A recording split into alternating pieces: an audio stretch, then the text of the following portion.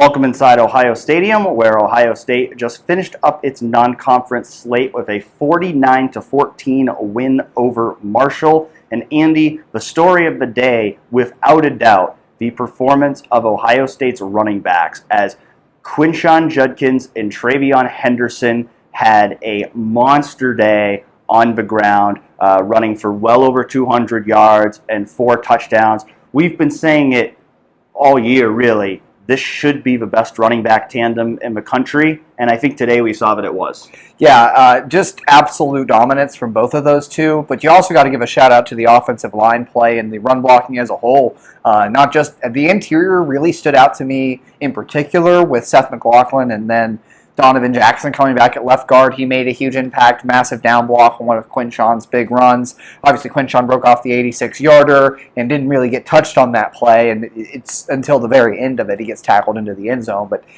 this offensive line is starting to open up some truck-sized holes, and I think in particular, too, G. Scott Jr. had a few nice blocks today when you talk about the tight ends and the perimeter blocking. Carnell Tate sprung a couple. He was giving great effort out there on the perimeter. And when you combine that with the Chip Kelly scheme and what this offense is doing to stretch defenses horizontally, I've talked about it before. The window dressing, all the different shifts, all the different motions pre-snap, everything to throw off the eyes. You get these motions, and then you have a lot of different designs that are just gorgeous. I mean, you're pulling multiple tackles and tight ends back on counter plays and, mixing in the inside zone base, but then you also have tosses, and it's just a really nice blend of running to where the defense doesn't seem to know exactly where it's going to hit ever, and you're getting that horizontal stretch with the running game, and the screen game is a part of that too now. We've seen a lot of receiver screens from Ohio State. This running attack right now looked as complete as it has, I think, in a couple years today. Certainly last year they had consistent struggles with it, and just everything came together from the play calling to the backs to the blocking.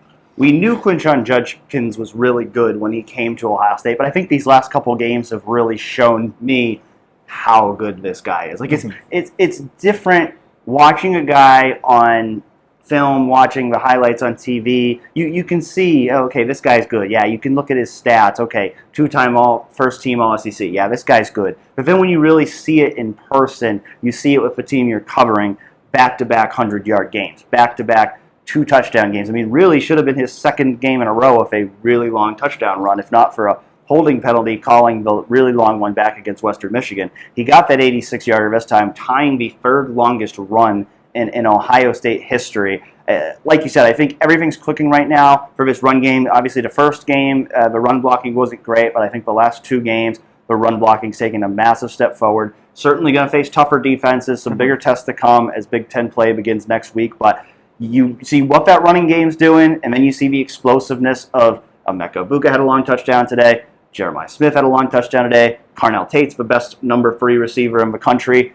This offense just has so much firepower. I think we're seeing this offense become what it has the potential to be. And if the offensive line can hold up, if Will Howard can just be an efficient point guard game manager at that quarterback position, this offense can be special. And I think we're seeing the components come into place with just all the weapons that it has. Yeah, and the explosiveness, man. I mean, there were so many 50-yard plays, it felt like, in this game for Ohio State, 40, 50-yard plays. I mean, we talked about Quinshon's 86-yard. Four touchdowns of 40-plus yards. Exactly. And so when you have that sort of explosion in this offense, too, it's what all those weapons create. And they're good at mixing in the change-ups, All 3 of those core receivers got involved today. Saw them throw to the tight ends a few times with mixed results throwing to the tight ends. But there was a tight end screen I really liked. I always think a tight end screen's a nice little just curve ball, kind of keep the defense on their toes. There's so much balance and beauty in what Ohio State is doing play calling right now, and I think the Chip Kelly effect is really felt. But to your point also, great execution from the pieces on the offense itself. Will Howard doing what he needs to do. We've talked about him being that game manager, like you said. Defensively, a little more of a mixed bag today. I think definitely the number one takeaway for me today was realizing just how valuable Tyleik Williams is to this unit. Ohio State really didn't get a lot at 3-technique defensive tackle, you felt, in this game. Tywone Malone actually might have been the biggest standout, which I didn't expect coming in. Expected, Hero Canoe started and was clearly the next guy up at 3-tech. But as the game progressed, he was kind of getting blown off the ball in the first half. He never really made an impact. They played Jason Moore in there. Caden Curry had the biggest impact at 3-tech of anybody before he got ejected for targeting. But also the linebackers today, I thought in the first, they played a little better in the second half, but the first half, the air raid scheme, Marshall attacked the middle of the field, specifically where Ohio State's linebackers were playing. And I just didn't feel that in pass coverage from them. Also took some bad angles on some runs early, specifically the quarterback run, which Marshall hurt Ohio State with a few times. It's not going to say it was a bad day for the defense overall, because still only 14 points, right? It's not. You're going to win almost every game you play for Ohio State. You would think you'd win every game you play for Ohio State if you give up 14 points every game. But, stiffer tests to come, of course. The secondary, maybe a little more well-rounded, at least not allowing deep balls in this game, but there were still some catches that Jordan Hancock and Denzel Burke allowed. So, some mixed bags on defense, especially after the two dominant performances they put up the first two games. But I think we both expect that unit to still be among the nation's elite this year. Yeah, objectively, it was the worst game of the season defensively, but the bar was set extremely highly because Ohio State did not allow a touchdown in the first two games of the season, did not allow more than 200 yards in a game the first two games of the season. They allowed over 200 yards in the first half in this game. So it was not a great first half by this defense's standards. But, again, this was a defense that came into the season. They were ranked number one going into this week, allowed only 3 points per game and allowed well under 200 yards. I think it was something like 138 yards per game or something like that through those first two games. So a great start to the year for Ohio State's defense. Not as great of a game today, and that could raise some red flags because, again, better offenses to come. We knew Marshall was going to be a slight step up. I think some of the things they did schematically, spreading the field out more, challenged this defense a little bit more than what we saw in those first two games. And so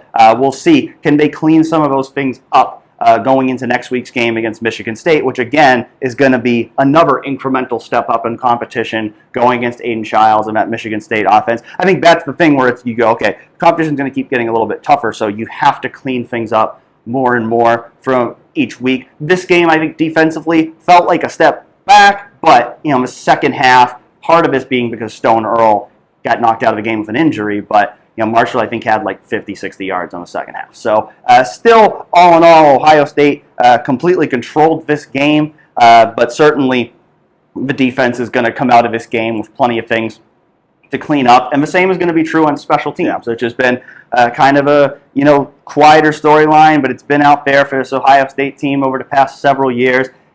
Unforced errors on special teams, and we saw that today, the biggest being Jaden Fielding on kickoffs. He kicked the ball out of bounds 3 straight times, which is certainly unacceptable. Resulted in Ryan Day benching Jaden Fielding for the second half, putting Austin Snyder in there on kickoffs. He said they're going to have to go back and evaluate that, and we'll see what they end up doing there next week. But that's certainly something they want to nip in the bud. Don't have that issue going forward because you're giving the other team the ball on the 35-yard line. That doesn't help your defense. It did lead to the second of Marshall's 2 touchdowns in this game. And then we did see Brandon Innes have a hiccup on punt return as well, muffing a punt. Ohio State getting a lucky break, quite frankly, but as Marshall would have gotten the ball in the red zone, except there was an illegal formation penalty on the punt.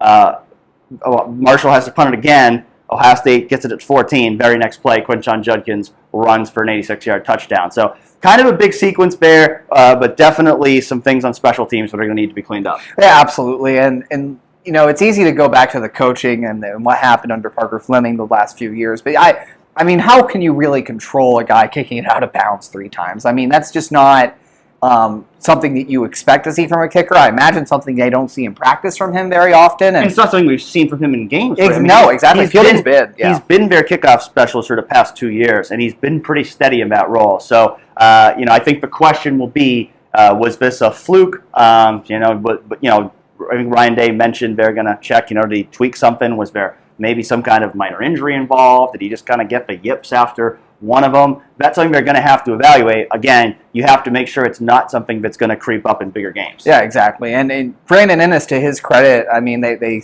stayed with him. They stayed with him in confidence. And he had a pretty nice punt return later in the game, a 21-yard run back that, frankly, if he'd not have slipped, I thought could have gone for a touchdown. He only had one of the offensive linemen, one of the front men on punt for Marshall, and the punter left a beat on the play. So maybe someone chases him down from behind too, but he had a good chance to score on that play if he didn't slip. And it was a great return regardless. I mean, he split 3 defenders to just to get the 21 yards he got. So that, and then, some of this defensive stuff we mentioned, but, overall, I think I'm not going to be too, let's say, nitpicky about a 49-14 win in the end, and now you roll into conference play, I think, with a lot of, especially on the offensive end, a lot of things to feel confident about with this team, and we know how elite the defense can be. Well, the next time you see us for an episode of After Carmen, we will be in Spartan Stadium as Ohio State hits the road next week to play Michigan State in its Big Ten opener, 7 p.m. on Peacock. We will come back at you for another episode of After Carmen. After that game, of course, lots more coverage from Ohio State versus Marshall to come on 11warriors.com, and more to come on 11 Warriors YouTube channel as well. We'll be back previewing the Big Ten season and Ohio State versus Michigan State on Wednesday with Real Pod Wednesday. So we hope you'll join us again, Ben. Thanks for tuning in for another episode of After Carmen, and we'll catch you next time.